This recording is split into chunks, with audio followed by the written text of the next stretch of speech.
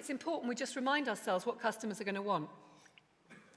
And I'll go through this quickly because my two esteemed colleagues have really covered this. But your learner is going to want games-based learning. When you were on Call of Duty, anyone else a Call of Duty fan? No, and no one else is going out killing people all the time. Oh dear, oh dear. I have no connection with my audience. Call of Duty, murder, war game. Instead of just killing people, my nephew spends his life on Call of Duty. Instead of just killing people on Call of Duty, why isn't that game teaching him about the nutrition you need to be a soldier?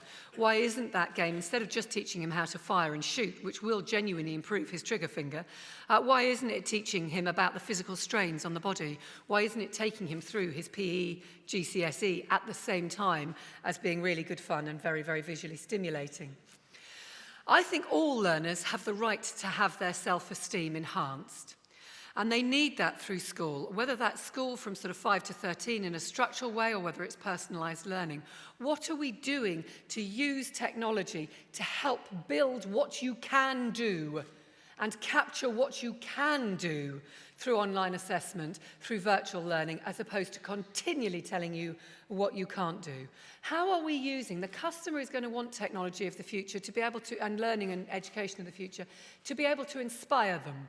My nephew lives with me. He punched his dad, so he had to come and live with me. He's actually a delightful boy, just fell out with his father. I don't have a completely dysfunctional family, although it's beginning to sound like it. He came to live with me because he punched his dad, and I realised that he's in his last year, what we know as year 11 in the UK, and he's about to fail all of his GCSEs.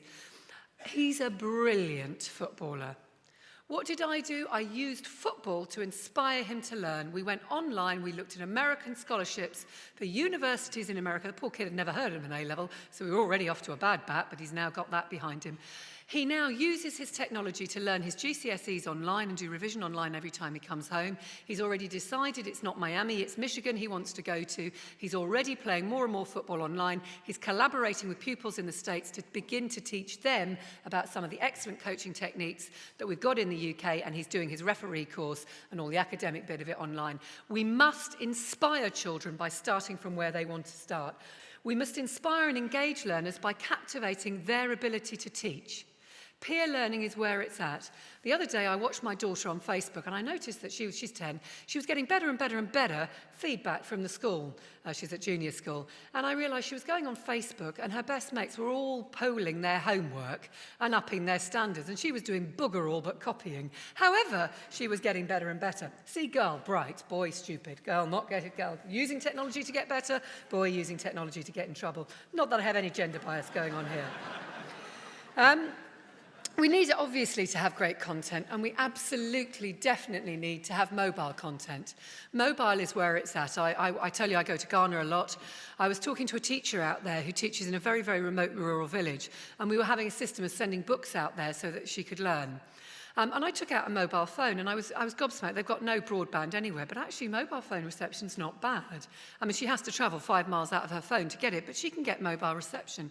And she said, stop sending me these sodding books. I can get everything I need on this mobile. I just upgraded her mobile phone. She's now teaching the whole village, and she's coaching somebody to do a degree on Open University, which I believe you're the chancellor of, through one mobile phone in a village in Africa.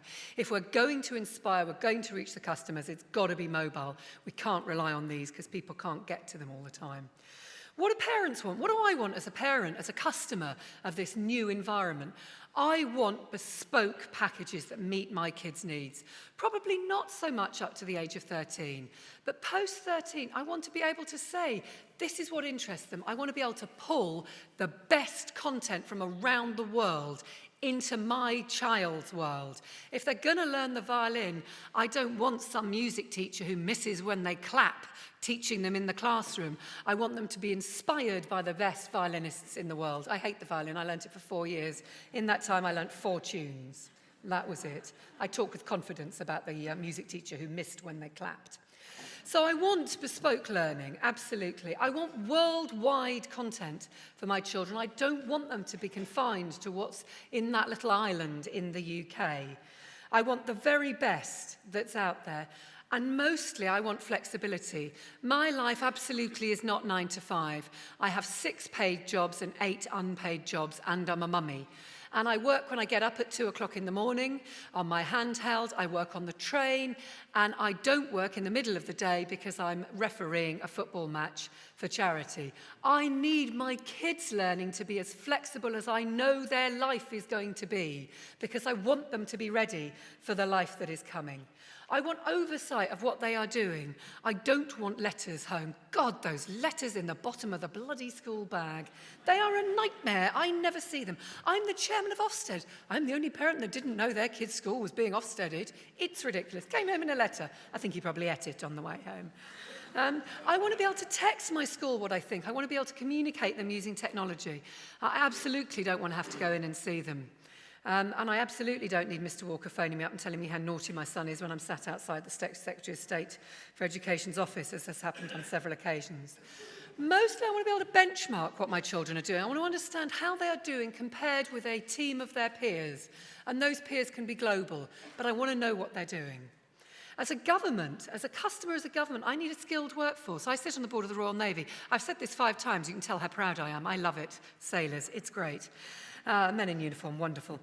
I sit on the board of the Royal Navy, and whilst I do that, I have oversight of some of the skills gaps we've got. We've forgotten to teach our pupils, our learners, in the UK nuclear engineering. We're having to take nuclear engineers across the UK nuclear industry from France. Can you imagine what would happen if we started putting them on our ships? Poor Nelson, he'd turn in his grave. Napoleon will be cheering. I got you in the end. I'm on your ships. You know, we need to know what skills we're going to need, and we need to inspire people through great technology to learn them. But I think another thing we need as government is fairness in the education system. And my real concern, because as you can hear, I genuinely think the revolution is consumer-led, it's customer-led, it's learner-led, it's parent-led.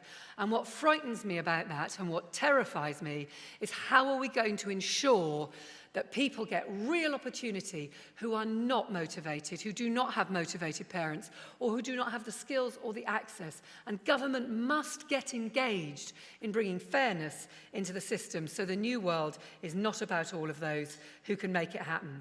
Employers need to get their learning content out of their heads and into the handheld devices of their employees within a week.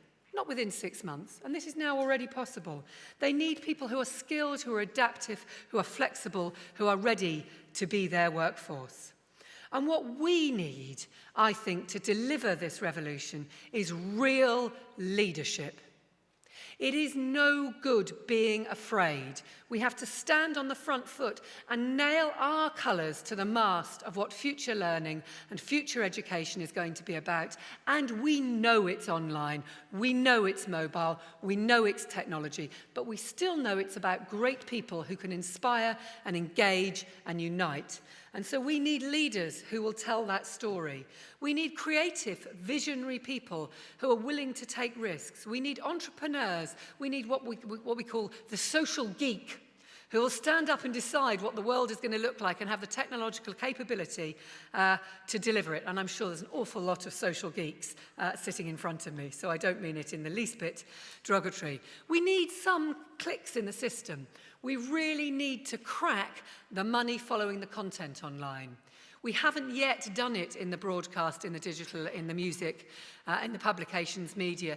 And if we don't, it means that we will either have to have a genuinely wonderful bottom-up revolution where everything is free, but I don't know that it's going to happen, because we don't get much if we don't have business backing it. So we do, I think, need to get the money to follow. We need real flexibility. We need great governance. I won't talk about that, but I couldn't agree more with Brian. Without the governance, we won't deliver it.